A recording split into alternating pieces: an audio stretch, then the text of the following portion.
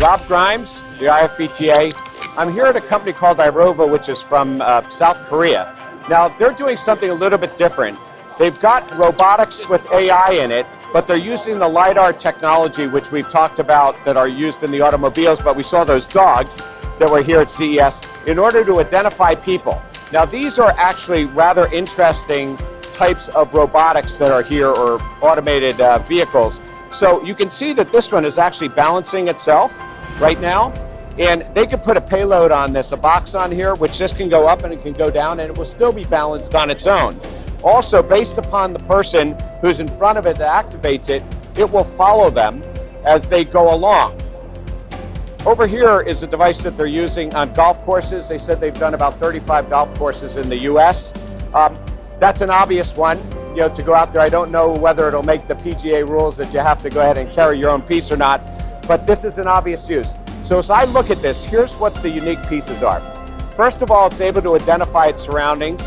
Okay, it can go autonomously or it can follow somebody.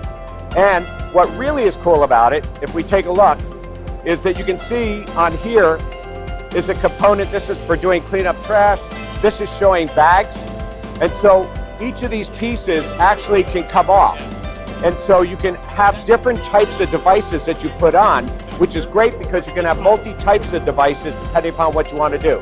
Now, the practical use within hospitality and within food service or retail, there's a few that I can think of.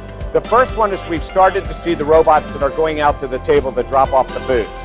Okay, I sort of like the idea, first of all, that it can do weight and it can stand on its own. That's going to be able to maneuver very quickly around, and you can sort of picture the tray. I like the idea that it can go up or down, which means that it can go ahead and hand off at different levels that are there. So I definitely see that. I also see it being used when you're going ahead and unloading the truck. You're putting things away in the inventory, because it's going to be able, like that, to get just about anywhere.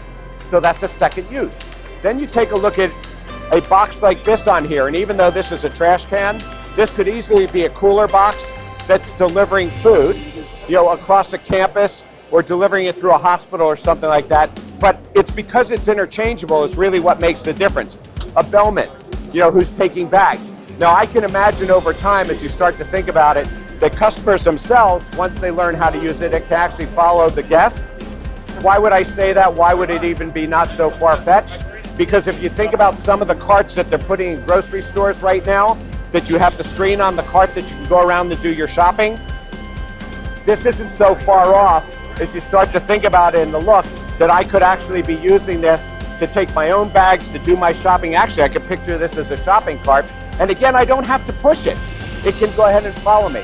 Now, they have a number of pictures here that are showing different types of design and different types of ways that it'll be worked.